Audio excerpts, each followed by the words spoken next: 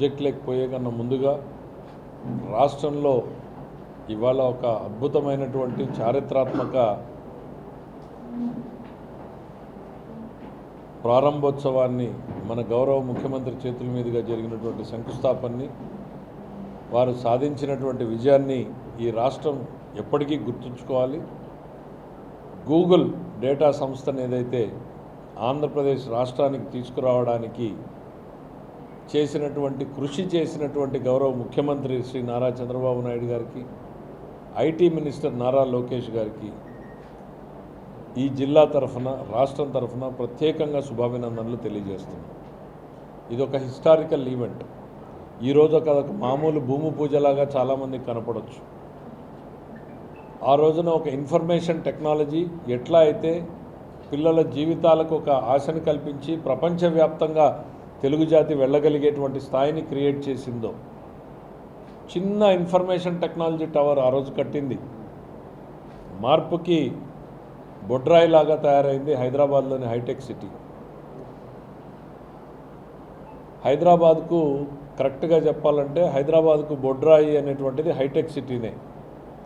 అది హైదరాబాద్ రూపురేఖల్ని, ఆంధ్రప్రదేశ్ రూపురేఖల్ని, తెలుగు జాతిలో చదువుకుంటున్నటువంటి పిల్లలకు ఉద్యోగ ఉపాధి అవకాశాలను కల్పించడానికి మార్పుకు శ్రీకారం చుట్టడం జరిగింది.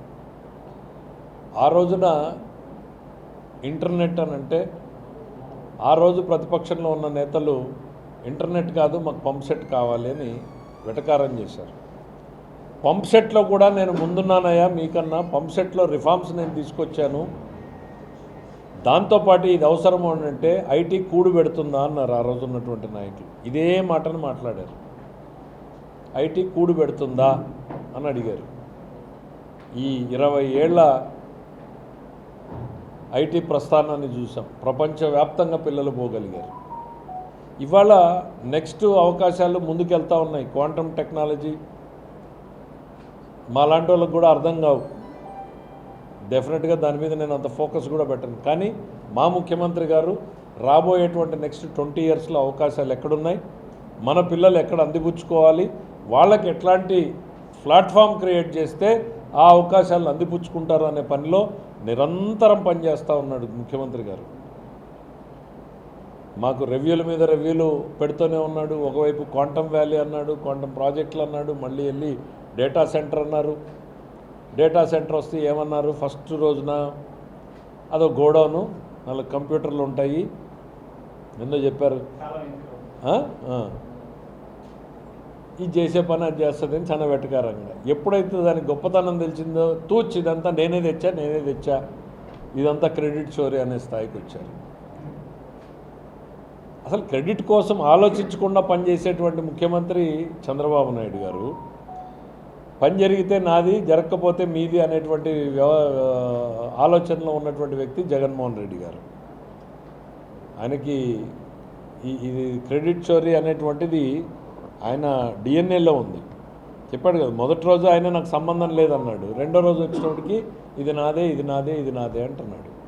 అదే అని అంటే మరి ఎందుకు స్టార్ట్ చేయలేకపోయారు, ఎందుకు ప్రోగ్రెస్ చూపించలేకపోయారు? సో ఇవాళ తెలుగు జాతి చరిత్రలో ఒక అద్భుతమైనటువంటి రోజు. భవిష్యత్ తరాలు దీని నుంచి బెనిఫిట్ పొందుతాయి. ఏదైతే మేము చెప్పామో ఎన్నికల్లో 20 లక్షల ఉద్యోగాల కల్పన, ఆ దిశగా ఎకోసిస్టమ్ని క్రియేట్ చేస్తూ ఉన్నాం. నేను చెప్పాను కదా, ఒక బొడ్రాయి వస్తే, ఒక బొడ్రాయిని ఏర్పాటు చేస్తే ఆ రోజు ఆ ఊరు పెద్దగా ఉండదు. ఆ బొడ్రాయి తర్వాతనే ఊరు అభివృద్ధి చెందుతుంది. హైటెక్ సిటీ అనే బొడ్రాయి ఎప్పుడైతే పడిందో హైదరాబాదు విస్తరించింది. దాని తర్వాత అవకాశాలు ఇవాళ గూగుల్ డేటా సెంటరు, మొన్న క్వాంటమ్ వ్యాలీ, ఇవి రెండు ఈ ఆంధ్రప్రదేశ్ నగరానికి మార్పు తీసుకొచ్చేటువంటి వ్యవస్థలు.